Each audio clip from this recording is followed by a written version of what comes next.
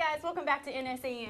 I'm joined now by Julian and Jeremy. We're going to talk today about how well the Lakers are going to do if they make it into the playoffs, and how well they can do without Kobe because of his Achilles tendon incident.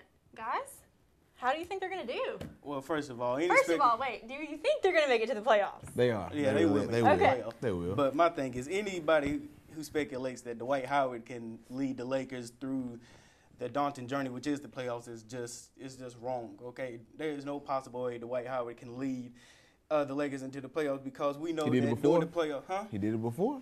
What, with the Magic? With the Magic, yes. That doesn't mean nothing because even with the Magic, he had players that were able to create their own shots and then at that could push the ball and facilitate. Without Kobe being there, They didn't have a Kobe being Bryant though. That's the thing though. They didn't have Kobe. Kobe is a leader.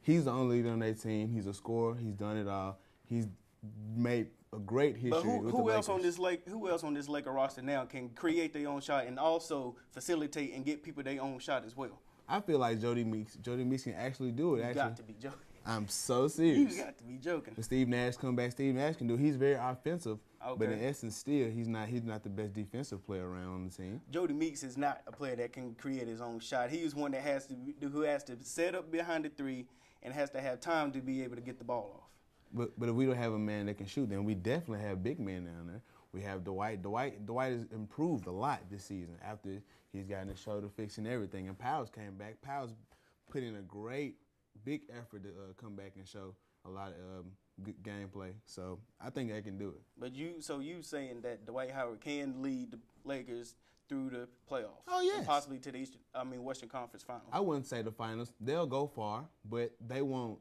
go to the finals. I know that for a fact.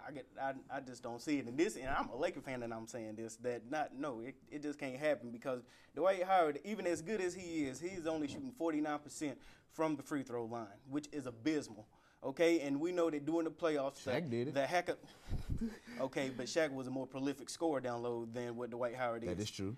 Okay, but so Dwight Howard is possibly going to be getting hacked a lot during the course of the playoffs, and what do it just can't happen. Okay, guys, so let me ask you this. Do you guys feel like everybody's estimating that Kobe's injury, that he can come back in 6 to 9 months? Do you guys feel like that's realistic? Most people feel like for an Achilles tendon injury, you're looking at a year to a year and a half. Because he is such a well-rounded athlete, do you guys feel like that's realistic for him, 6 to 9 months? Or how do you feel about that? I think this is the black mama we talking about. One, he's just he's self-motivated. So I think he will be able to come back from this injury. Will he be able to make the speedy recovery in the 6 to 9 month time frame? I'm not quite sure. I believe that it may even take more time than that for him to be able to come back and produce the way that he would want to. But like I said, even with this being Kobe Bryant, I think he will be able to come back from this injury. To me, he's going to come back real hard, just like he said. But I feel like it'll be a shorter time because he's come back from many injuries. But I feel like this is an Achilles injury. Okay, Elton Brand came back, blah, blah, blah. You know, he didn't go to his right therapy. He didn't do all what he needed to do. Like he said, Kobe is a very motivated person. He would do whatever it takes to get back on this team because he's the leader of this team. He would do anything for these guys on this team because that's the love of basketball that he actually has. So I feel like Kobe, he will come back in a shorter period of time, but it's going to take time. But it's going to happen. I agree with you guys. I think he's going to come back, maybe not in the 6 months like everybody would hope for. That's a little unrealistic for an Achilles injury, but I think he'll come back strong. He's Kobe Bryant. I mean, let's be real. Thank you guys for joining us with our Lakers talk today. Join us after the break for our next debate topic. Welcome back to NSEN. I'm Lena Klein, and I'm here with Evan Ward and Jeremy Inslee, and they're going to tell us what they think if Jamarcus Russell should be back in the NFL, because we all know that he's going to try to make a comeback. Evan, what do you think? Well, I believe Jamarcus deserves a second chance. First of all, this is a man who can throw the football 70 yards on his knees.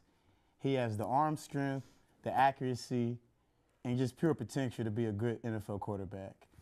People tend to forget that Jamarcus had the worst offensive line his 3 years in the NFL. It's hard making accurate throws when you have big 300-pound men attacking you. So I think he deserves a second chance. Jeremy? Look, to anybody who's even thinking about, considering about picking up Jamarcus Russell, if you want to make a bad investment and waste your money just like the Oakland Raiders did in 2007, be my best, go ahead and do it. Jamarcus Russell should not be allowed back in the NFL because, for one, he did not take his starting role as a starting QB in the NFL seriously, okay? And to me, yeah, you could put some of the blame on his offensive line, but to me, he just wasn't mentally prepared to play this game at the professional level. So Jamarcus Russell should not be allowed back in. I don't care the fact that he has been training with Jeff Garcia for these past couple months. He has shed some weight that he had picked up. Like, I think of what it is. He's lost, 30 to 40 pounds? 30 to 40 pounds, 30 to 40 pounds. He was 310, and now he's back to like 270 or something around there. My thing is, though, Jamarcus Russell he's the biggest bust in NFL history. To be drafted number 1 in the draft and to put up the numbers that he did. At the time that he left the league with a 65% QB rating, which is just horrific. Okay, I don't even know if Matt Leinart has a worse QB rating than that. So just know, Jamarcus Russell is, if you are looking to waste your money again, go ahead, pick him up. I mean, Jamarcus is a player who's 6'6". He's lost the weight. I mean, coming into the league, he's a 21-year-old kid who's given $40 million. I mean, he was immature, but he's grown. Waste of money. He might be a waste of money, but he's not. He's definitely not. He'll definitely be a successful quarterback. Successful? Yes. As a starter or as a backup? Starter. As a starter. Yes. Just put him in the right system. So if he's going to be a starter, what team do we think he's going to fit in with?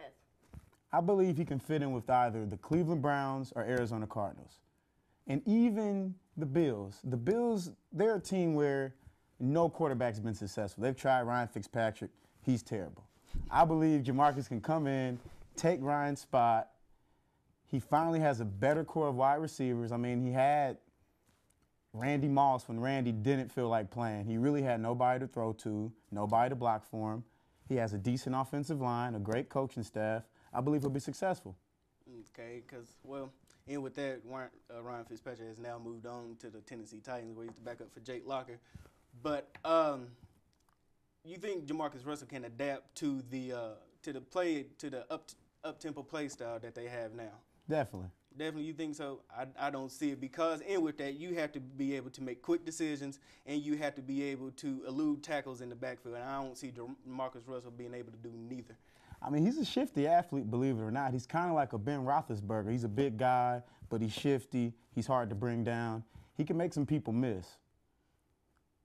It can't happen though. It'll happen. It just can't happen. I could actually see Jamarcus playing more of a backup role, not so much if he was to enter the league. Okay, let me stop. If he was to enter the league, I could see him playing more of a backup role to a quarterback, possibly coming in, trying to get his tools back up under and stuff, and probably work on some of his mechanics. So the Bills, I don't see as a good fit. Maybe somewhere like the Bears or something where he could fall in behind Jake Locker, or possibly get killed for saying this, but possibly even the Cowboys probably coming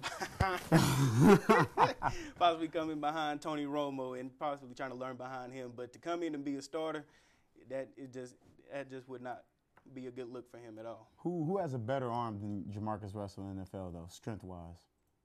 I believe Joe Flacco could probably compete with him in an arm strength contest. Possibly. Probably not. Him, Big Ben. Shoot. Who else? Oh, shoot. My bad. Even Andrew Luck. Andrew Luck? Yeah.